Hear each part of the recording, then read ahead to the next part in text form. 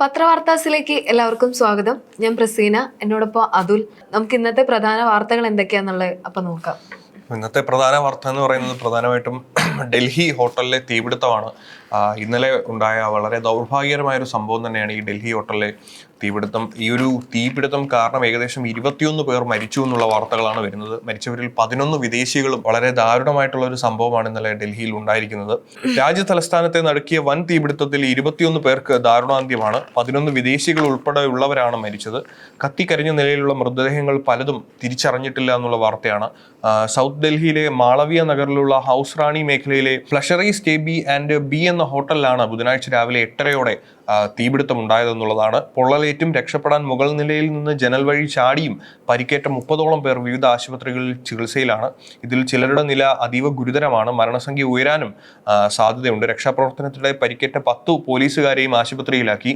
മരിച്ചവരിൽ Nigeria, Mozambique, Liberia, Bangladesh എന്നിവിടങ്ങളിലുള്ളവരുണ്ടെന്നാണ് വിവരം. എന്തായാലും വളരെ ഈ ഇടക്കാലത്തുണ്ടായ ഏറ്റവും വലിയ ഒരു ദുരന്തമായിട്ട് തന്നെ നമുക്കിത് കരുതേണ്ടി വരും. കാരണം ഫയർ എക്സിറ്റുകൾ ഇല്ലാത്തതാണ് ഈ അപകടത്തിന്റെ വ്യാപ്തി കൂട്ടിയതിന്റെ പ്രധാന കാരണം എന്ന് പറയാം.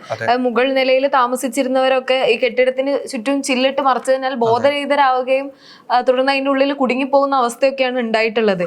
പിന്നെ മറ്റൊരു കാര്യം എന്ന് വെച്ചാല് അവർക്ക് അവരുടെ പ്രവർത്തനങ്ങളുമായി ബന്ധപ്പെട്ട കാര്യത്തിൽ അവരുടെ മാനേജ്മെന്റിന്റെ രീതിയിൽ നിന്ന് ഒരു വീഴ്ച ഉണ്ടായിട്ടുണ്ട് എന്നുള്ളതാണ്.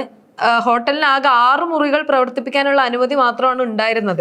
എന്നാൽ ഇവിടെ 25 മുറികൾ പ്രവർത്തിച്ചിരുന്നു എന്ന് പോലീസ് വ്യക്തമാക്കി. കെട്ടിടത്തിന്റെ ബേസ്മെന്റിലടക്കം മുറികൾ ഒരുക്കിയിട്ടുണ്ടായിരുന്നു. സംഭവത്തിൽ ഹോട്ടൽ ഉടമയ്ക്കെതിരെ നരഹത്യക്ക് കേസ് എടുത്തിട്ടുണ്ടെന്നാണ് നിലവിലെ വിവരം. തീർച്ചയായിട്ടും അത് നമ്മള് 6 മുറികൾ മാത്രം പ്രവർത്തിക്കാൻ അനുമതിയുള്ളിടത്ത് 25 മുറികൾ എന്ന് പറയുമ്പോൾ അത് വളരെ വലിയൊരു നിയമലംഘനം തന്നെയാണ്. അതിന് വേണ്ടത്ര കരുതലോ സുരക്ഷയോ ഒന്നും നൽകാതെ ഇത്തരത്തിൽ പ്രവർത്തിക്കുന്നത് തന്നെ നമ്മൾ മാതൃഭൂമിയുടെ ഫ്രണ്ട് പേജിൽ തന്നെ നോക്കിക്കഴിഞ്ഞാൽ നമുക്ക് കാണാൻ കഴിയും. ഒരു കുടുംബം ആ തീപിടുത്തത്തിൽ നിന്ന് ജനൽ വഴി രക്ഷപ്പെടാൻ ശ്രമിക്കുന്ന ഒരു ചിത്രത്തോടെയാണ് കൊടുത്തിരിക്കുന്നത്. അപ്പോൾ എത്രത്തോളം അത് ഭയാനകമായിരിക്കും അല്ലെ. ഇറങ്ങി ഓടാൻ പോലും സ്ഥലമില്ലാതെ അവർ ആ തീജ്വാലയ്ക്കുള്ളിൽ എരിഞ്ഞമർന്നു പോയിട്ടുള്ള എത്രയോ ആൾക്കാരുണ്ടാകും. ഏകദേശം 21 മരണമെന്ന് പറയുമ്പോൾ അത് നിസ്സാര കാര്യമല്ല. എനിക്ക് തോന്നുന്നു ഈ രാജ്യത്ത് ഈയിടയ്ക്ക് ഉണ്ടായതിൽ ഏറ്റവും ദാരുണമായ ഒരു സംഭവമായിട്ട് തന്നെ നമുക്കിത് കരുതേണ്ടി വരും. ഈ ഹോട്ടൽ നടത്തിച്ചവരും ഈ ഒരു തീപിടുത്തത്തിന് കാരണമായത് എന്തായാലും ഇത്തരത്തിലുള്ള നിയമലംഘനങ്ങൾ നടത്തിയത് കൊണ്ട് തന്നെയാണ്. അപ്പോൾ അതിനെതിരെ ശക്തമായിട്ടുള്ള നടപടികൾ ഗവൺമെന്റ് എടുക്കണമെന്ന് തന്നെയാണ്. കാരണം ഇനി എനിക്ക് തോന്നുന്നു ഡൽഹിയിൽ ഇതുപോലെയുള്ള സമാനമായിട്ടുള്ള ഹോട്ടലുകൾ ഒരുപാട് ഉണ്ടാകും അല്ലെ. എനിക്ക് ഇപ്പം തന്നെ ഇതിനകത്ത് താമസിച്ചിരുന്നവര് നൈജീരിയയിൽ നിന്നും ബംഗ്ലാദേശിൽ നിന്നും ഉള്ളവരൊക്കെയാണ്. അപ്പൊ ഈ അഭയാർത്ഥികൾ അതുപോലെ തന്നെ സമൂഹത്തിലെ താഴെക്കിടയിലുള്ളവർക്കൊക്കെ താമസിക്കാൻ ഇത്തരത്തിലുള്ള ചേരി പോലെയുള്ള ഹോട്ടലുകൾ ഒരുപാട് കാണും. അപ്പം അത്തരം ഹോട്ടലുകളിലെല്ലാം ഇനി കർശനമായ പരിശോധനകളും അതുപോലെ തന്നെ എന്തെങ്കിലും നിയമലംഘനം കണ്ടെത്തിയാൽ അതിനെതിരെ ശക്തമായ നടപടികളും ഇതിനെതിരെ ഉണ്ടാകണമെന്ന് തന്നെയാണ്. അതെ, മരിച്ചവരുടെ കുടുംബങ്ങൾക്ക് നിലവിൽ 2 ലക്ഷം രൂപ നഷ്ടപരിഹാരം നൽകാൻ പ്രധാനമന്ത്രി അറിയിച്ചിട്ടുണ്ട്. പക്ഷെ ഇനിയും ശ്രദ്ധിച്ചിട്ടില്ലെങ്കിൽ ഇത്തരത്തിലുള്ള അപകടങ്ങൾ ഇനിയും ഉണ്ടാകും എന്നുള്ളതാണ് മറ്റൊരു കാര്യം. മറ്റൊരു വാർത്ത ഇന്നത്തെ 2 പ്രധാന വാർത്തകൾ, ഒന്ന് കുവൈത്ത് വിമാനത്താവളം ഇറാൻ ആക്രമിച്ചു എന്നുള്ളതും പിന്നെ ഡൽഹിയിലുണ്ടായ ഈ അപകടവുമാണ്. ഇറാന്റെ അതിരൂക്ഷമായ ഡ്രോൺ ആക്രമണത്തിൽ കുവൈത്ത് വിമാനത്താവള ടെർമിനൽ തകർന്നു. വിമാനം കയറാനെത്തിയ മധ്യപ്രദേശ് സ്വദേശി കൊല്ലപ്പെട്ടു. പരിക്കേറ്റ 63 പേരിൽ 7 പേരുടെ നില ഗുരുതരമാണ്. വിമാനത്താവളത്തിലെ കടകളിൽ ജോലി ചെയ്യുന്ന 3 മലയാളികൾ ഉൾപ്പെടെ 12 ഇന്ത്യക്കാർക്ക് പരിക്കേറ്റെന്ന് വിവരമുണ്ട്. ഇന്നലെ കുവൈത്ത് വിമാനത്താവളം ഇറാൻ ആക്രമിക്കുകയുണ്ടായി. നയതന്ത്ര കാര്യാലയങ്ങൾക്ക് നേരെയും ആക്രമണം ഉണ്ടായി. ബഹ്റൈനിന് നേരെയും ശക്തമായ ആക്രമണമാണ് ഇന്നലെ ഉണ്ടായത്. 3 മലയാളികൾക്ക് പരിക്കേറ്റു എന്നുള്ളൊരു വാർത്തയും നമ്മൾ ഇന്നലെ കേൾക്കാനിടയുണ്ടായി. ഒരു ഇന്ത്യക്കാരൻ മരിച്ചിട്ടുണ്ടല്ലേ.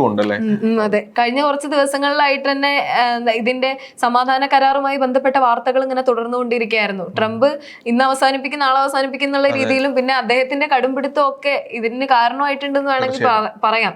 ഇറാന്റെ നയതന്ത്ര മേഖലയിൽ US ചെലുത്തുന്ന ആ ഒരു അധികാരം അത് ഇറാനൊട്ട് സമ്മതിക്കുന്നില്ല. ആ രീതിയിൽ അത് പൊക്കോണ്ടിരിക്കുകയായിരുന്നു. പക്ഷെ അതിന് തിരിച്ചടി ലഭിക്കുന്നത് കുവൈറ്റ് പോലെയുള്ള മിഡിൽ ഈസ്റ്റ് രാജ്യങ്ങൾക്കാണ്. അവിടേക്കാണ്, അവിടുത്തെ എയർപോർട്ടുകളിലേക്കും മറ്റ് മേഖലകളിലേക്കുമാണ് അവർ ഇതുപോലെയുള്ള ഡ്രോൺ ആക്രമണങ്ങളൊക്കെ നടത്തുന്നത്. അപ്പോൾ അമേരിക്കയ്ക്ക് എനിക്ക് തോന്നുന്നു ഇതിന് ഡയറക്റ്റ് ആയിട്ടൊരു അടി കൊടുക്കാൻ അവർക്ക് കെൽപ്പില്ല. അത്രയും ഐ മീൻ അമേരിക്ക ഒരുപാട് ദൂരെയാണല്ലോ. പക്ഷേ അപ്പം ഇവരെ അടുത്തുള്ള കുവൈത്ത്, അതുപോലെ ഖത്തർ പോലെയുള്ള എന്താണ് ഗൾഫ് ഏഷ്യൻ, പശ്ചിമേഷ്യൻ രാജ്യങ്ങളിലേക്കാണ് ഇവർ ഡ്രോൺ പോലെയുള്ള മാരകായുധങ്ങൾ കയറ്റിവിടുന്നത്. അപ്പം അത് എത്രത്തോളം അല്ലേ, നമ്മളിപ്പോൾ തന്നെ 3 മലയാളികൾക്ക് പരിക്കൊരു ഇന്ത്യക്കാരൻ മരിച്ചു എന്നുള്ള വാർത്തയാണ് വരുന്നത്. അപ്പോൾ നമ്മളെ സംബന്ധിച്ചിടത്തോളം നമുക്കും അത് നഷ്ടം തന്നെയാണ്. കാരണം ഈ യുദ്ധത്തിൽ നമ്മുടെ അല്ലെങ്കിൽ നമ്മുടെ രാജ്യത്തിനോ നമ്മുടെ രാജ്യക്കാർക്കോ പങ്കില്ല. നമ്മൾ തുടങ്ങി വെച്ചതല്ല യുദ്ധം. പക്ഷേ ഭവിഷ്യത്തുകൾ നമ്മളെല്ലാവരും അനുഭവിക്കുന്നത് ഇതായിപ്പോ തന്നെ ഒരു ഇന്ത്യൻ പൗരൻ മരിച്ചു, നമ്മുടെ 3 മലയാളികൾക്ക്, കേരളത്തിലെ 3 മലയാളികൾക്ക് പരിക്കെന്ന് പറയുമ്പോൾ എവിടെയോ ഇരിക്കുന്നവർ തുടങ്ങുന്ന യുദ്ധത്തിന് നമ്മളുടെ നാട്ടുകാരും അല്ലെ നമ്മുടെ രാജ്യക്കാരും മരിക്കുന്ന ഒരു അവസ്ഥയിലേക്ക് വരികയാണ്. അപ്പം അതാണ് യുദ്ധത്തിന്റെ പ്രശ്നം എന്ന് പറയുന്നത് അതാണല്ലേ. വിമാന സർവീസുകൾ ഇതേ തുടർന്ന് നിർത്തിവെക്കുകയൊക്കെ ഉണ്ടായി. എന്നാൽ ഇന്ന് വൈകിട്ട് കുവൈത്ത് വിമാന കമ്പനികൾ സർവീസ് പുനരാരംഭിച്ചിട്ടുണ്ട് എന്നുള്ള ഒരു വാർത്തയും അറിയാൻ പറ്റുന്നുണ്ട്. മറ്റു വാർത്ത നോക്കുകയാണെങ്കിൽ രക്ഷാപ്രവർത്തന കേസിൽ കോടതി ഒരു വിഷയം ആരാഞ്ഞിരിക്കുകയാണ്. തിടുക്കപ്പെട്ട് എന്തുകൊണ്ടാണ് ഇങ്ങനെ ഒരു വധശ്രമ കുറ്റം ചുമത്തിയതെന്നുള്ള ഒരു ചോദ്യമാണ് കോടതി ആരാഞ്ഞിരിക്കുന്നത്. അതായത് രക്ഷാപ്രവർത്തന കേസിൽ പോലീസ് ചിത്രീകരിച്ച സംഭവ ദൃശ്യങ്ങളും അതിലെ ഫോറൻസിക് പരിശോധനയും ഹാജരാക്കാൻ ആലപ്പുഴ ജില്ലാ സെഷൻസ് കോടതിയുടെ നിർദ്ദേശം വന്നിരിക്കുകയാണ്. സംഭവത്തിൽ പ്രതികളായ മുൻ മുഖ്യമന്ത്രി പിണറായി വിജയന്റെ ഗൺമാനടക്കം 5 പോലീസുകാരുടെ ജാമ്യാപേക്ഷ പരിഗണിക്കവെയാണ് ജഡ്ജി ഹണി എം വർഗീസ് ഇക്കാര്യം വ്യക്തമാക്കിയത്. മെഡിക്കൽ റിപ്പോർട്ട് കിട്ടും മുൻപ് വധശ്രമത്തിനുള്ള വകുപ്പുകൾ ഉൾപ്പെടുത്തി SIT കേസെടുത്തത് എന്തിനാണെന്ന് ജഡ്ജി ചോദിച്ചു. പ്രതിഭാഗത്തിന്റെ വാദം പരിശോധിക്കണമെന്നും കോടതി നിർദ്ദേശിച്ചു. അപ്പം എന്തായാലും ഇത്ര തിടുക്കപ്പെട്ട എന്തിനാണ് അല്ലെ ഇങ്ങനെ ഒരു വധശ്രമം അവരുടെ മേൽ ചുമത്തിയതെന്നുള്ള ഒരു ചോദ്യമാണ് ഇപ്പോൾ കോടതി ചോദിക്കുന്നത്. അപ്പം രക്ഷാപ്രവർത്തനം എന്ന രീതിയിലാണെങ്കിലും അല്ലെങ്കിൽ വധശ്രമം എന്തുകൊണ്ടാണ് അല്ലെങ്കിൽ ചുമത്തിയത് എന്നുള്ള രീതിയിൽ കോടതി ആരായുകയാണ്. അപ്പോൾ എന്തായാലും അന്ന് നടന്ന കേസ് പോലെ അല്ല ഇപ്പോൾ കേസിന്റെ വഴികൾ പോകുന്നത്. ഇപ്പോൾ എന്താണ് മറ്റുള്ള അല്ലെങ്കിൽ എതിർ ചോദ്യങ്ങളും ഒക്കെ ഉയർന്നു വരുന്നുണ്ട്. അപ്പോൾ എന്തായാലും വളരെ നീണ്ടുപോകും അല്ലെങ്കിൽ ഈ ഒരു കേസ് പോകുമെന്നൊരു അവസ്ഥയിലാണ് ഇപ്പോൾ ഉള്ളത്.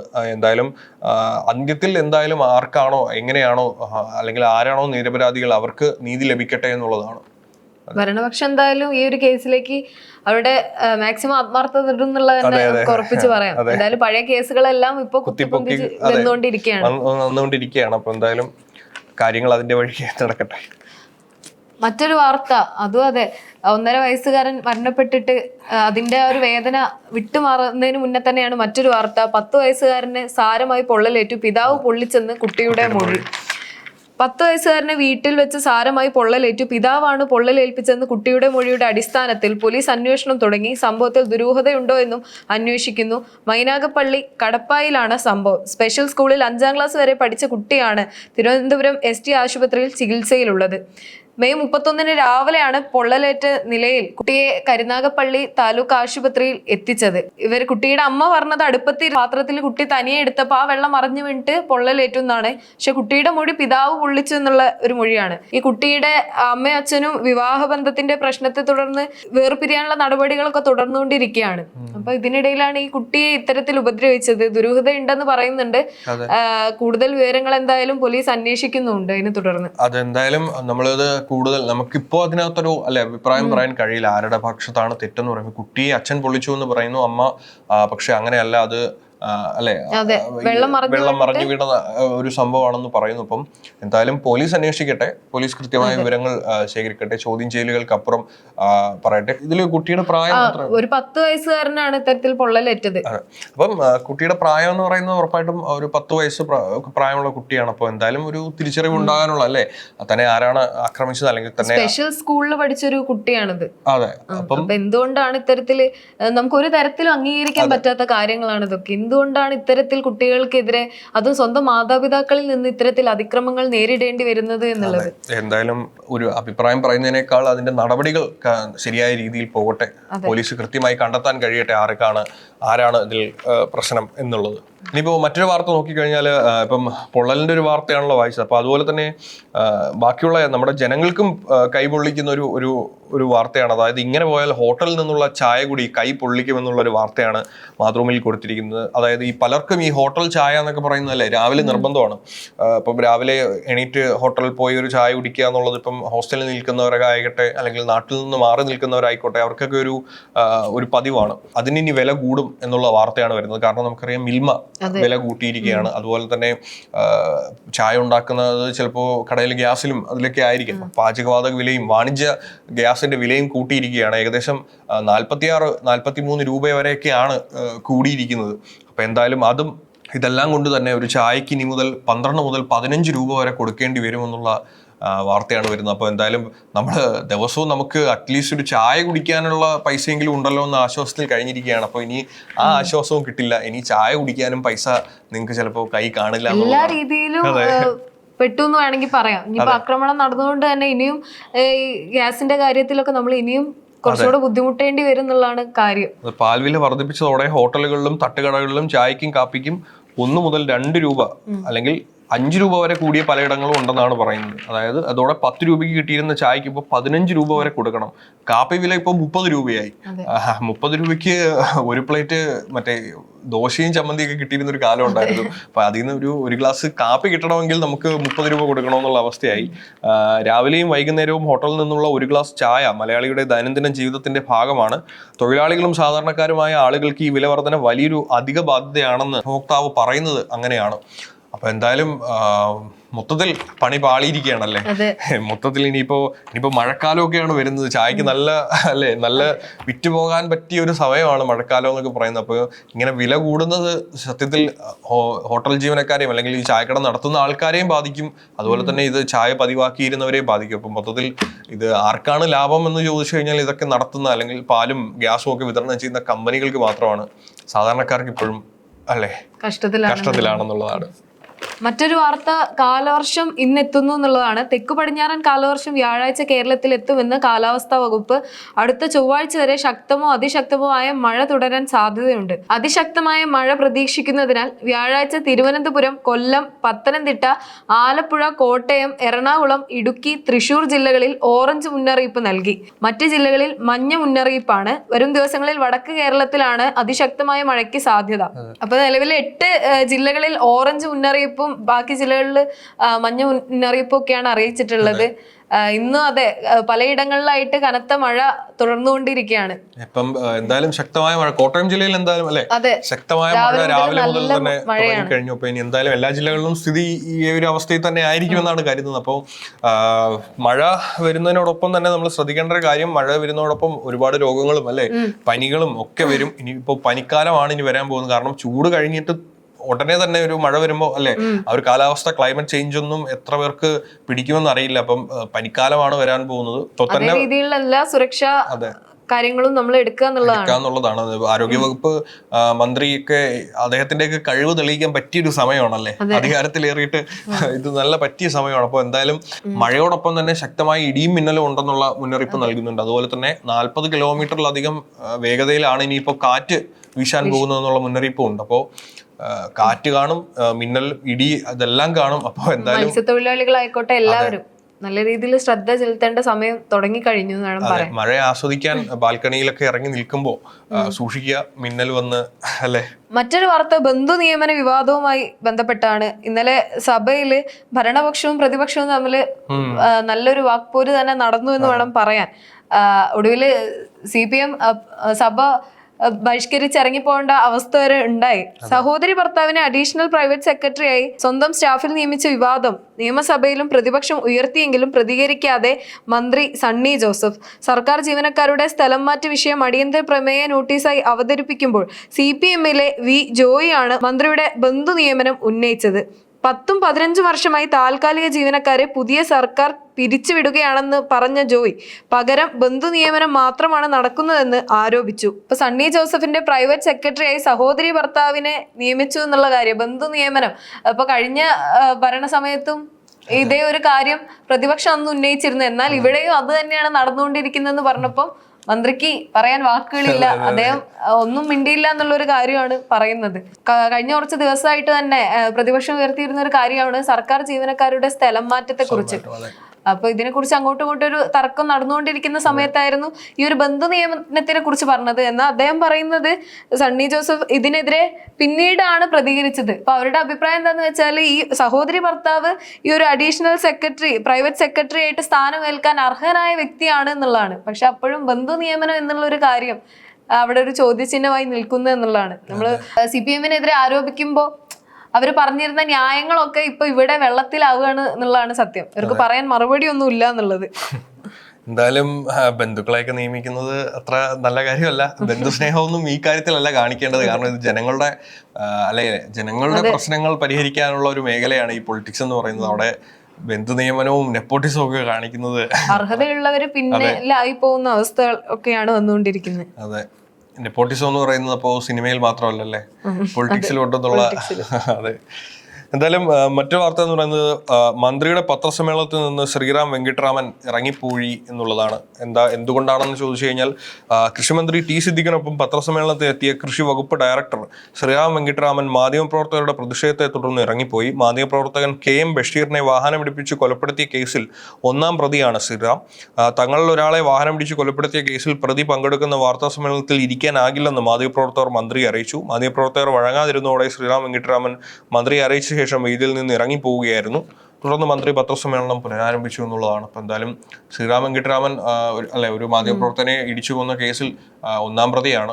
എന്തായാലും ഡ്രങ്ക് ആൻഡ് ഡ്രൈവ് കേസായിരുന്നു. അപ്പം ഒരു IPS ഉദ്യോഗസ്ഥൻ അല്ലെങ്കിൽ ഒരു IAS ഉദ്യോഗസ്ഥനിൽ നിന്ന് ഒരിക്കലും പ്രതീക്ഷിക്കാത്ത അല്ലെങ്കിൽ ഒരിക്കലും അംഗീകരിക്കാൻ പറ്റാത്തൊരു നടപടിയാണ്. കാരണം IAS ഉദ്യോഗസ്ഥൻ എന്ന് പറയുന്നത് തീർച്ചയായിട്ടും ഇന്ത്യയിലെ ജനങ്ങൾക്ക് ഒരു മാതൃകയാവേണ്ട ഒരാൾ തന്നെയാണ്. നിയമങ്ങളെ സംരക്ഷിക്കേണ്ട, കാത്തു സൂക്ഷിക്കേണ്ട ആളെടുത്തുനിന്ന് തന്നെ ഇത്തരത്തിൽ നിയമങ്ങൾ സംരക്ഷിക്കേണ്ട, നിയമങ്ങൾ നിർമ്മിക്കാൻ, പുതിയ നിയമങ്ങൾ നിർമ്മിക്കാൻ വേണ്ടി മന്ത്രിമാർക്ക് നിർദ്ദേശം നൽകേണ്ട ഒരാൾ തന്നെ അവര് ഒരു നിയമം ലംഘിക്കുക, അത് ഗുരുതരമായ ഒരു നിയമലംഘനം നടപ്പിലാക്കുക, ഒരു പാവം മാധ്യമ പ്രവർത്തകനെ ഇടിച്ചു കൊല്ലുക എന്നൊക്കെ പറയുന്നത് അംഗീകരിക്കാൻ പറ്റാത്തൊരു കാര്യം തന്നെയാണ്. എന്തായാലും അദ്ദേഹം ചിലപ്പോൾ അദ്ദേഹത്തിന്റെ ഒഫീഷ്യൽ കർത്തവ്യം ചെയ്യാൻ വേണ്ടിയായിരിക്കും, അല്ലെ, ഒരു കൃഷി ഡയറക്ടർ ആയതുകൊണ്ട് തന്നെ അദ്ദേഹത്തിന്റെ ഒഫീഷ്യൽ കർത്തവ്യം നടത്താൻ വേണ്ടി ആയിരിക്കാം ആ ഒരു രംഗത്തെത്തിയെങ്കിലും മാധ്യമപ്രവർത്തകരുടെ ഒരു പ്രതിഷേധം മൂലം അദ്ദേഹം ഇറങ്ങിപ്പോവുകയായിരുന്നു. എന്തായാലും എന്താ പറയുന്ന ഒരു അദ്ദേഹം ചെയ്ത കേസിൽ ഇതുവരെ എനിക്ക് തോന്നുന്നു വിധി വന്നിട്ടില്ല എന്ന് തോന്നുന്നു. അപ്പം അത് വന്നതിന് ശേഷം മാത്രമേ അദ്ദേഹത്തെ പ്രതിയാണോ അല്ലയോ എന്നൊക്കെ നമുക്ക് എന്തുകൊണ്ട് ഇത് ഇത്രയും നീട്ടിപ്പോകുന്നതെന്നുള്ളതും അവിടെ ഒരു നീതി നിഷേധം തന്നെ നടന്നുകൊണ്ടിരിക്കുകയാണ്. മറ്റൊരു വാർത്ത, തമിഴ്നാട് അണ്ണാമലയുടെ പാർട്ടി പ്രഖ്യാപനം ഇന്നെന്നുള്ളതാണ്. കേന്ദ്ര ആഭ്യന്തരമന്ത്രി അമിത്ഷാ, BJP ദേശീയ അധ്യക്ഷൻ നിതിൻ നവീൻ, സംഘടനാ ജനറൽ സെക്രട്ടറി BL സന്തോഷ് എന്നിവരുമായുള്ള കൂടിക്കാഴ്ചയ്ക്ക് ശേഷം കോയമ്പത്തൂരിലേക്ക് മടങ്ങിയ BJP മുൻ സംസ്ഥാന അധ്യക്ഷൻ അണ്ണാമലൈ ഇന്ന് പുതിയ പാർട്ടി പ്രഖ്യാപിച്ചേക്കും. മതനിരപേക്ഷതയിൽ ഊന്നി യുവജനങ്ങളെ പാർട്ടിയുടെ ഭാഗമാക്കുകയാണ് ലക്ഷ്യം. അണ്ണാമലൈ BJP പാർട്ടി വിടുക എന്നുള്ള രീതിയിൽ അഭ്യൂഹങ്ങൾ ഉയർന്നിരുന്നു. അതിനിടയിലാണ് ഇപ്പൊ ഇങ്ങനൊരു വാർത്ത. ഇന്ന് അദ്ദേഹത്തിന്റെ പിറന്നാൾ കൂടിയാണ്. ഈ ഒരു ദിവസം അദ്ദേഹത്തിന്റെ പുതിയ പാർട്ടി പ്രഖ്യാപനം നടത്താൻ പോവാണ്. അതിന്റെ കൂടുതൽ വിവരങ്ങളും കാര്യങ്ങളും അടുത്ത ദിവസങ്ങളിൽ എന്തായാലും വരുന്നതായിരിക്കും. മറ്റൊരു വാർത്ത നോക്കുകയാണെങ്കിൽ ഹെൽമറ്റ് ഇല്ലെങ്കിൽ ഇനി 3 മാസത്തേക്ക് ലൈസൻസ് നഷ്ടമാകും എന്നുള്ളൊരു വാർത്തയാണ്. അതുപോലെ തന്നെ 1 ദിവസത്തെ ക്ലാസും നിർബന്ധമായിരിക്കും എന്നാണ്. അതായത് ഹെൽമറ്റ് ഉപയോഗിച്ചില്ലെങ്കിൽ 500 രൂപ പിഴ മാത്രമല്ല, 3 മാസത്തേക്ക് നിങ്ങളുടെ ഡ്രൈവിംഗ് ലൈസൻസ് നഷ്ടമാകും. മോട്ടോർ വാഹന വകുപ്പ് നടത്തുന്ന 1 ദിവസത്തെ പരിശീലന ക്ലാസ്സിൽ പങ്കെടുത്താൽ മാത്രമേ ലൈസൻസ് പുനഃസ്ഥാപിക്കൂ. സുരക്ഷിത ഡ്രൈവിംഗിന്റെ പാഠഭാഗം പഠിക്കുകയും വേണം. കേന്ദ്ര മോട്ടോർ വാഹന നിയമപ്രകാരം ഗതാഗത നിയമലംഘനങ്ങൾ ലൈസൻസ് സസ്പെൻഡ് ചെയ്യാൻ വ്യവസ്ഥയുണ്ട്. എന്നാൽ കുറ്റകൃത്യങ്ങളുടെ ഗൗരവം അടിസ്ഥാനമാക്കി ലൈസൻസ് സസ്പെൻഷൻ കാലാവധിയും പരിശീലന കാലയളവും സംസ്ഥാനത്ത് നിശ്ചയിച്ചിരുന്നില്ല. ഇത് പരിഹരിക്കാൻ വിവിധ കുറ്റങ്ങളുടെ ശിക്ഷാ കാലാവധി നിശ്ചയിച്ചുകൊണ്ട് ഉത്തരവിറങ്ങിയിട്ടുണ്ട്. അപ്പൊ എന്തായാലും ഇനി ഹെൽമറ്റ് വെക്കാതെ ബൈക്ക് ഓട്ടിക്കുക എന്നുള്ളത് നമ്മളൊക്കെ സാധാരണയായി ചെയ്തിരുന്ന ഒരു നിയമലംഘനമായിരുന്നു. നമുക്കതൊരു നിയമലംഘനമാണോ എന്ന് പോലും മറന്നു പോയിട്ടുള്ള ഒരു നിയമലംഘനമാണിത്. അപ്പൊ എന്തായാലും ഇനി അങ്ങനെ പറ്റില്ല. ഇനി അങ്ങനെ ചെയ്തു കഴിഞ്ഞാൽ 3 മാസം നിങ്ങളുടെ ലൈസൻസ് കട്ടപ്പുറത്താകും. നിങ്ങൾക്ക് ലൈസൻസോടെ വണ്ടി ഓടിക്കാൻ പറ്റില്ല. ഇനി ലൈസൻസ് ഇല്ലാതെ വണ്ടി ഓടിച്ചാൽ അതിന് വേറെ വലിയ ശിക്ഷയായിരിക്കും. 2 പേർക്കും ഹെൽമറ്റ് വേണം എന്നുള്ള രീതിയിൽ, പക്ഷെ അതൊന്നും അത്രത്തോളം ആയിട്ടില്ല എന്ന് വേണം പറയാൻ. എനിക്ക് തോന്നുന്നു മെയിൻ നഗരങ്ങളിലെല്ലാം അത് പാലിക്കപ്പെടുന്നുണ്ട്. പക്ഷെ കുറച്ച് ഇടത്തരം ഗ്രാമങ്ങളിലും ഒക്കെ വരുമ്പോ 2 പേർക്ക് പോയിട്ട് ഓട്ടിക്കുന്ന ആൾക്ക് പോലും ചിലപ്പോ ലൈസൻസ് ഹെൽമെറ്റ് ഇല്ലാതെ ആയിരിക്കും അയാൾ ഓട്ടിക്കുന്നത്.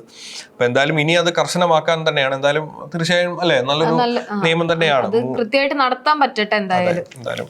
മറ്റൊരു വാർത്ത, ED ഉദ്യോഗസ്ഥരെ ആക്രമിച്ച സംഭവത്തെ തുടർന്നാണ് ഗൂഢാലോചന അന്വേഷിക്കാൻ പ്രത്യേക ടീമിനെ ചുമതലപ്പെടുത്തിയിട്ടുണ്ട്. പ്രതിപക്ഷ നേതാവ് പിണറായി വിജയന്റെ വാടക വീട്ടിൽ റെയ്ഡ് കഴിഞ്ഞ് മടങ്ങുകയായിരുന്ന ED ഉദ്യോഗസ്ഥരെ ആക്രമിക്കുകയും വാഹനങ്ങൾ തകർക്കുകയും ചെയ്ത കേസിലെ പ്രത്യേക അന്വേഷണ സംഘം ഗൂഢാലോചന അന്വേഷിക്കാൻ ടീമിനെ നിയോഗിച്ചു. സൈബർ സെൽ ഉദ്യോഗസ്ഥർ ഉൾപ്പെടുന്ന ടീം നിലവിലെ പിടിയിലായ പ്രതികളുടെ ഫോൺ കോൾ വിവരങ്ങളും വാട്സപ്പ് സന്ദേശങ്ങളും പരിശോധിക്കും. ഭരണപക്ഷം പറയുന്ന ഒരു കാര്യം എന്താന്ന് വെച്ചാൽ, ED അന്വേഷണം നടത്തിക്കൊണ്ടുവരുന്ന ആ ഒരു സമയത്ത് അവിടെ പ്രത്യേകിച്ച് ആൾക്കൂട്ടോ അല്ലെങ്കിൽ CPM പ്രവർത്തകർ ഇതിനെതിരെ പ്രതിഷേധിക്കാനോ ഒന്നും വന്നിട്ടുണ്ടായിരുന്നില്ല. കുറച്ച് കഴിഞ്ഞപ്പോഴാണ് എല്ലാ സ്ഥലങ്ങളിലും ഇത്തരത്തിൽ തിരുവനന്തപുരത്തായിക്കോട്ടെ ഇത്തരത്തിൽ സംഘങ്ങൾ വന്നതൊക്കെ. അപ്പോ ഇവരുടെ എന്താ പറയാ CPM പ്രവർത്തകരുടെ ഫോൺ കോളുകളും അവരുടെ ചാറ്റുകളും ഒക്കെ പരിശോധിക്കാൻ ഇതൊരു പ്ലാൻഡ് ആയിട്ടുള്ള ഒരു അക്രമമാണെന്നുള്ള രീതിയിലാണ് അവർ പറയുന്നത്. തള്ളിക്കളയാൻ പറ്റാത്തൊരു ആരോപണം തന്നെയാണ്. എന്തായാലും വിഷ്വൽസ് ഒക്കെ പരിശോധിച്ചാൽ മനസ്സിലാകാം, ED വന്ന ടൈമിൽ ഇത്രയും ആൾക്കാർ ഇല്ലായിരുന്നു അവിടെ. പിന്നെയാണ് അപ്പൊ എവിടെ നിന്നാണ് ഇതിന്റെ ഉത്ഭവം, ആരെടുത്തുനിന്ന് അത് തുടങ്ങിയെന്നുള്ളതിന്റെ അന്വേഷണത്തിനൊക്കെ ആയിട്ട് പ്രത്യേക ടീമിനെ അവർ ഏർപ്പെടുത്തിയിട്ടുണ്ട് എന്നുള്ളതാണ്. അതെ, എന്തായാലും കൃത്യമായ വിവരങ്ങൾ ഈ അന്വേഷണത്തിലൂടെ പുറത്തു വരട്ടെ എന്നുള്ളതാണ്. എന്തായാലും അടുത്തതായിട്ട് നമ്മൾ നോക്കുന്നത് ബിസിനസ് ന്യൂസ് ആണ്. ബിസിനസ് ന്യൂസിലെ ഏറ്റവും പ്രധാനപ്പെട്ട വാർത്തകൾ എന്ന് പറയുന്നത് ഇന്ത്യക്ക് ഉൾപ്പെടെ പുതിയ തിരുവയ്ക്കൊരുങ്ങി US എന്നുള്ളതാണ്. 50ഓളം രാജ്യങ്ങളിൽ തിരുവ ചുമത്താനാണ് നീക്കം. ഇപ്പോൾ US വീണ്ടും അത് അവരുടെ തിരുവ ഗെയിം തുടങ്ങിയിരിക്കുകയാണ്. അവരുടെ ആ ഒരു ടാക്സ് ഇമ്പോസ് ചെയ്യുന്ന പരിപാടി തുടങ്ങിയിരിക്കുകയാണ്. ഉൽപാദന മേഖലയിൽ ആളുകളെ നിർബന്ധിതമായി പണിയെടുപ്പിക്കുന്നുവെന്നും ഇതിനെതിരെ നടപടി എടുക്കുന്നില്ലെന്നും ആരോപിച്ച് ഇന്ത്യ ഉൾപ്പെടെ 50ലേറെ രാജ്യങ്ങൾക്ക് പുതിയ തിരിവ് ചുമത്താൻ നീക്കവുമായി അമേരിക്ക വന്നിരിക്കുകയാണ്. എന്തൊക്കെ കാരണങ്ങളല്ലേ, ഉൽപാദന മേഖലയിൽ ആളുകളെ നിർബന്ധിപ്പിച്ച് പണിയെടുക്കുന്നു, അവർക്ക് നീതി ഉറപ്പാക്കുന്നില്ല എന്നൊക്കെ പറഞ്ഞിട്ട് തീരുവ ചുമത്തുക. ഒരു കാരണമില്ലെങ്കിൽ കാരണം കണ്ടെത്തി കാരണം ഉണ്ടാക്കി തീരുവ ചുമത്തുക എന്നുള്ളൊരവസ്ഥയായി. ഇത് സംബന്ധിച്ച് US ട്രേഡ് റെപ്രസെൻറ്റേറ്റീവ് 10 മുതൽ 12% വരെ തിരുവ ചുമത്താനാണ് ശുപാർശ ചെയ്തിരിക്കുന്നത്. ഇന്ത്യ, ചൈന, ജപ്പാൻ, ദക്ഷിണ കൊറിയ, ബ്രസീൽ, സ്വിറ്റ്സർലൻഡ് തുടങ്ങിയ രാജ്യങ്ങൾക്ക് മേൽ 12%, കാനഡ, മെക്സിക്കോ, തായ്വാൻ, UK തുടങ്ങിയ രാജ്യങ്ങൾക്ക് മേൽ 10% തിരുവ ചുമത്താൻ ആലോചിക്കുന്നതെന്നുള്ള വാർത്തയാണ് വരുന്നത്. അപ്പോൾ എന്തായാലും ഈ ചൈനയിലും ജപ്പാനിലും സ്വിറ്റ്സർലാൻഡിലും ഒക്കെ ഇങ്ങനെ നിർബന്ധിത പണി നടക്കുന്നുണ്ടെങ്കിൽ, പ്രത്യേകിച്ച് സ്വിറ്റ്സർലൻഡ് എന്ന് പറയുന്നത് എന്താ പറയുന്നത്, അവിടെ തൊഴിൽ അല്ലെങ്കിൽ അവിടെ വർക്ക് ടൈം എന്ന് പറയുന്നത് തന്നെ രാവിലെ തൊട്ട് ഉച്ച വരെ അല്ലെങ്കിൽ 3 മണി വരെ എങ്ങാണ്ടേ ഉള്ളൂ. അത് കഴിഞ്ഞാൽ അവർക്ക് ഫ്രീ ടൈമാണ്. സ്വിറ്റ്സർലൻഡ് അത്രയും പോളിഷ്ഡ് ആയിട്ടുള്ള, അത്രയും പ്രോഗ്രസീവ് ആയിട്ടുള്ള ഒരു ലൈഫ് വർക്ക് കൾച്ചറാണ് അവിടെ ഉള്ളത്. അവിടെ വരെ തിരിവ് ചുമത്തുക എന്ന് പറയുമ്പോൾ അമേരിക്കയിൽ അപ്പോൾ എന്തായാലും അമേരിക്ക സ്വന്തമായിട്ട് അവർക്ക് തന്നെ തിരിവ് ചുമത്തേണ്ടി വരും. കാരണം എനിക്ക് തോന്നുന്നു അവിടെയായിരിക്കും ഏറ്റവും കൂടുതൽ നടക്കുക എന്നുള്ളത്. ഇത് സത്യം പറഞ്ഞാൽ ഇത് അമേരിക്കയുടെ എന്തെങ്കിലും മറ്റൊരു ലക്ഷ്യം വെച്ചിട്ടുള്ള ഒരു നടപടി തന്നെ ആയിരിക്കണം എന്ന് വേണം കരുതാൻ. എന്തായാലും ഇന്ത്യ ഉൾപ്പെടെയുള്ള രാജ്യങ്ങൾക്ക് എന്തായാലും തിരിവ് ചുമത്തിയിട്ടുള്ളതെന്നുള്ള വാർത്തയാണ് വരുന്നത്. ഇതിന്റെ മറ്റൊരു കാര്യം എന്താണെന്ന് വെച്ചാൽ US വ്യാപാര നിയമത്തിലെ 301 വകുപ്പ് പ്രകാരമാണ് ഒരു രാജ്യം അധാർമികമായ വ്യാപാര രീതികൾ പിന്തുടരുന്നു എന്ന അന്വേഷണങ്ങൾ ബോധ്യപ്പെട്ടാൽ അവയ്ക്കെതിരെ തീരുവയോ ഇറക്കുമതി നിയന്ത്രണമോ ചുമത്താൻ വ്യവസ്ഥയുണ്ടെന്നുള്ള ഒരു കാര്യം. പക്ഷെ ഇന്ത്യ ഇങ്ങനെ ഒരു കാര്യം അവരുടെ വകുപ്പിൽ പറയുന്ന 301 വകുപ്പ് പ്രകാരം ഈ വിഷയത്തിൽ തീരുവ ചുമത്താൻ കഴിയില്ലെന്ന നിലപാട് ഇന്ത്യ സ്വീകരിക്കണമെന്നാണ് വിദഗ്ധർ പറയുന്നത്. ഇന്ത്യ ഇതിന്റെ ഭാഗമായിക്കൊണ്ടിരിക്കുകയാണ്. എന്തായാലും ഇത് വളരെ കോംപ്ലിക്കേറ്റഡ് ആയിട്ടുള്ളൊരു ജിയോ പൊളിറ്റിക്കൽ സിറ്റുവേഷനിലേക്കാണ് ഒന്ന് കഴിയുമ്പോൾ ഒന്ന് എന്നുള്ള നിലയ്ക്ക് വന്നുകൊണ്ട് തന്നെ ഇരിക്കുകയാണ് അടുത്ത കാര്യങ്ങളൊക്കെ ആയിട്ട്. മറ്റൊരു വാർത്ത, ഗൾഫ് വിമാനത്താവളങ്ങളിലെ സ്ലോട്ട് പ്രതിസന്ധിയെ തുടർന്നാണ് സർവീസുകൾ പുനരാരംഭിക്കാൻ ശ്രമിക്കുന്ന വിമാന കമ്പനികൾക്ക് ഗൾഫ് വിമാനത്താവളങ്ങളിൽ സ്ലോട്ട് ലഭിക്കുന്നില്ല എന്നൊരു വാർത്തയാണ്. യുദ്ധ സാഹചര്യം തുടരുന്നതിനാൽ ഗൾഫ് നാടുകളിലെ പല വിമാനത്താവളങ്ങളിലും വിമാന സർവീസിന് സ്ലോട്ട് ലഭിക്കാതെ ഇന്ത്യയിലെ വിമാന കമ്പനികൾ. രൂപയുടെ തകർച്ചയും വിമാന ഇന്ധന വില വർധനയും മൂലം ഉണ്ടായ പ്രതിസന്ധിക്ക് പുറമെയാണ് സ്ലോട്ട് പ്രശ്നം. ഇപ്പൊ വിമാന സർവീസുകളുടെ കാര്യമൊക്കെ പരിതാപകരമായിക്കൊണ്ടിരിക്കുകയാണ്. ഇപ്പൊ ഇന്നലെ ഉണ്ടായ പ്രശ്നം ആയിക്കോട്ടെ എല്ലാം കൊണ്ടും. അപ്പൊ ഇതിലൂടെ കൂടുതൽ ബുദ്ധിമുട്ടുന്നത് ഈ ഗൾഫ് നാടുകളിൽ വർക്ക് ചെയ്യുന്ന ആളുകൾക്ക് തന്നെയാണ്. വിമാനം ഇറങ്ങുന്നതിനോ പറന്നുയരുന്നതിനോ അനുവദിക്കുന്ന നിശ്ചിത സമയക്രമമാണ് സ്ലോട്ട്. വ്യോമ ഗതാഗതം സുഗമമാക്കാൻ ഓരോ വിമാനത്താവളങ്ങളിലും എയർ ട്രാഫിക് മാനേജ്മെന്റ് ആണ് സ്ലോട്ട് നിശ്ചയിക്കുന്നത്. യുദ്ധം തുടങ്ങിയതോടെ ഗൾഫ് സെക്ടറുകൾ പല വിമാനത്താവളങ്ങളിലേക്കുള്ള സർവീസുകൾ നിർത്തിയിരുന്നു. യാത്രക്കാരുടെ എണ്ണം കൂടുന്നത് പരിഗണിച്ച് സർവീസുകൾ പുനരാരംഭിക്കാൻ അനുമതി തേടുമ്പോൾ സ്ലോട്ട് ഇല്ല എന്ന മറുപടിയാണ് കിട്ടുന്നത്. അപ്പൊ ഈ ഒരു സ്ലോട്ട് പ്രതിസന്ധിക്ക് എന്തായാലും ഒരു പരിഹാരം കണ്ടെത്തട്ടെ. ഇതിലൂടെ ഒരുപാട് പേര്, വിദേശത്ത് വർക്ക് ചെയ്യുന്ന ഒരുപാട് പേര് ബുദ്ധിമുട്ടുന്നുണ്ട്. എന്തായാലും ഇതിന്റെ ഇപ്പൊ ഈ യുദ്ധമൊക്കെ നടന്നുകൊണ്ടിരിക്കുന്നതുകൊണ്ട് ഇനി സർവീസുകളുടെ കാര്യത്തിലും ഈ സ്ലോട്ടിന്റെ കാര്യത്തിലൊക്കെ എത്രത്തോളം മാറ്റങ്ങളും നടപടികളും ഉണ്ടാവും എന്നൊന്നും പറയാൻ പറ്റില്ല. അപ്പൊ എന്തായാലും ആർക്കും ഒരു ബുദ്ധിമുട്ട് വരാത്ത രീതിയിൽ ഒരു നടപടി ഉണ്ടാവട്ടെ. പിന്നെ അടുത്തത് സ്പോർട്സ് ന്യൂസിലേക്ക് പോയി കഴിഞ്ഞാൽ ആവർത്തിക്കും അർജന്റീന എന്നൊരു തലക്കെട്ടോടെ, വലിയൊരു തലക്കെട്ടോടെയാണ് മാതൃഭൂമിയിലെ സ്പോർട്സ് ന്യൂസ് കൊടുത്തിരിക്കുന്നത്. അതായത് ഇക്കുറി വീണ്ടും ഒന്നിൽ നിന്ന് തുടങ്ങും എന്നാണ് ലയണൽ സ്കലോനി പറഞ്ഞിരിക്കുന്നത്. ലയണൽ സ്കലോനി നമുക്കറിയാം, ഖത്തർ വേൾഡ് കപ്പിലൊക്കെ നമ്മുടെ അർജന്റീനയെ കപ്പിലേക്ക് നയിച്ച, കപ്പ് ഉയർത്താൻ നയിച്ച, മെസ്സിക്കൊരു കപ്പൊക്കെ നേടിക്കൊടുക്കാൻ നയിച്ച ഒരു പ്രധാനപ്പെട്ട അർജന്റീനിയൻ കോച്ചായിരുന്നു ലയണൽ സ്കലോനി എന്ന് പറയുന്നത്. അപ്പോൾ അദ്ദേഹം തന്നെയാണ് പറയുന്നത്, അതായത് കപ്പ് ഞങ്ങൾക്ക് കഴിഞ്ഞ വർഷം അല്ലെങ്കിൽ കഴിഞ്ഞ ലോകകപ്പിൽ കിട്ടിയത് ഞങ്ങൾക്കൊരു ബാധ്യതയല്ല, ഞങ്ങൾ ഒന്നേനെ തുടങ്ങും, ഇതൊരു പുതിയ ടീമാണ്, അപ്പം ഇത് ഞങ്ങൾ ജയിക്കുമെന്നാണ് അദ്ദേഹം പറഞ്ഞിരിക്കുന്നത്. അപ്പോൾ ഖത്തർ ലോകകപ്പിലും 2021 കോപ്പ അമേരിക്ക ടൂർണമെന്റിലും അർജന്റീനയെ കിരീടത്തിലേക്ക് നയിച്ച കോച്ച് ലയണൽ സ്കലോനി കിരീടം ഉയർത്തുക എന്ന ഭാരിച്ച ഉത്തരവാദിത്തത്തോടെയാണ് വരുന്നത്. അദ്ദേഹം മാതൃഭൂമിയുമായിട്ട് നൽകിയ അഭിമുഖത്തിലാണ് അദ്ദേഹത്തിന്റെ പ്രതീക്ഷകൾ പങ്കുവയ്ക്കുന്നത്. അപ്പോൾ അതിനകത്ത് അദ്ദേഹം ഒരുപാട് കാര്യങ്ങൾ പറഞ്ഞിരുന്നു. അപ്പം ഇതിപ്പോൾ തന്നെ നിലവിലെ ചാമ്പ്യന്മാരെന്ന മേൽവിലാസം കളിയെ ബാധിക്കില്ലെന്ന് നിങ്ങൾ പറയുന്നു. ഖത്തർ ലോകകപ്പ് വിജയത്തിന്റെ സ്വാധീനത്തെ പൂർണ്ണമായും മറക്കാനാകുമോ എന്ന് ചോദിക്കുന്നു. അപ്പം ആ വിജയത്തെ ആർക്കും മറക്കാനാവില്ല. പക്ഷേ ഇക്കുറി ലോകകപ്പിന് ഇറങ്ങുമ്പോൾ എല്ലാം ഒന്നിൽ നിന്നും തുടങ്ങണം. പഴയ റെക്കോർഡുകൾക്ക് ഇവിടെ പ്രസക്തിയില്ല. ലോകം മുഴുവൻ കാത്തിരിക്കുന്ന മത്സരങ്ങളാണ് വരുന്നത്. യോഗ്യത റൗണ്ടിൽ ഞങ്ങൾ നന്നായി കളിച്ചു. യഥാർത്ഥ കളിയിലും അത് തുടരാനാകുമെന്നാണ് പ്രതീക്ഷ. എന്തായാലും നല്ലൊരു കോച്ചല്ലേ അദ്ദേഹം പറയുന്ന. അദ്ദേഹത്തിന്റെ ആ ഒരു ആറ്റിറ്റ്യൂഡ് എന്തായാലും നല്ലതാണ്. അപ്പം കപ്പ് ഉയർത്തിയെന്നും പറഞ്ഞ് വീമ്പിളക്കാതെ ഞങ്ങൾ ഒന്നേനെ തുടങ്ങുകയാണ്. ഇത് പുതിയ കളിയാണ്, പുതിയ മത്സരങ്ങളാണ്, പുതിയ കളിക്കാരാണ്. അപ്പോൾ എല്ലാം ഒന്നേനെ തുടങ്ങി. എല്ലാവരും അത്യന്തം ആവേശത്തോടെയും കാത്തിരിപ്പോടെ എല്ലാം നോക്കിക്കാണുന്ന ഒന്നാണ്. ഇനി ഉറക്കമില്ലാത്ത രാത്രികളാണ് വരുന്നത്. മറ്റൊരു വാർത്ത, പെലെയുടെ ആദ്യ ലോകകപ്പ് ജേഴ്സി ലേലത്തിന് എന്നൊരു വാർത്തയാണ്. തന്റെ ആദ്യ ലോകകപ്പ് ഫൈനലിൽ ബ്രസീൽ ഫുട്ബോളർ പെലെ അണിഞ്ഞ ജേഴ്സി ലേലത്തിന് ന്യൂയോർക്ക് ആസ്ഥാനമായ ലേല കമ്പനി സോത്തബീസ് ആണ് ലോകകപ്പ് മുന്നോടിയായി ലേലം നടത്തുന്നത്. 1958 ലോകകപ്പ് ഫൈനലിൽ ധരിച്ച നീല ജേഴ്സിയാണ് ലേലത്തിനായിട്ട് കൊടുക്കുന്നത്.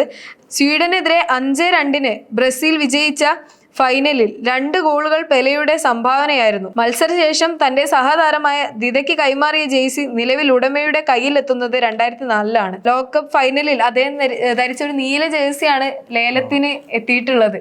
അപ്പം ആരാധകരുടെ ഒരു വലിയ നിര തന്നെ അതിനു വേണ്ടി കാത്തിരിക്കുന്നുണ്ടാവും. അപ്പൊ ഇത്രയുമാണ് ഇന്നത്തെ പത്രങ്ങളിലെ വാർത്തകൾ എന്ന് പറയുന്നത്. ഇന്നത്തെ പ്രധാനപ്പെട്ട വാർത്ത എന്ന് പറയുന്നത് തീർച്ചയായിട്ടും ഡൽഹിയിലുണ്ടായ വലിയ തീപിടുത്തം തന്നെയായിരുന്നു. ഏകദേശം 21 പേരുടെ അതെ ആക്രമണവും നമ്മുടെ 3 മലയാളികൾക്ക് പരിക്കേറ്റതും ഒക്കെ വലിയ വാർത്ത തന്നെയായിരുന്നു. അപ്പം ഇതൊക്കെയായിരുന്നു ഇന്നത്തെ പ്രധാന വാർത്തകൾ. അപ്പോൾ നമുക്ക് നാളെ വീണ്ടും വാർത്തകളുമായി കാണാം.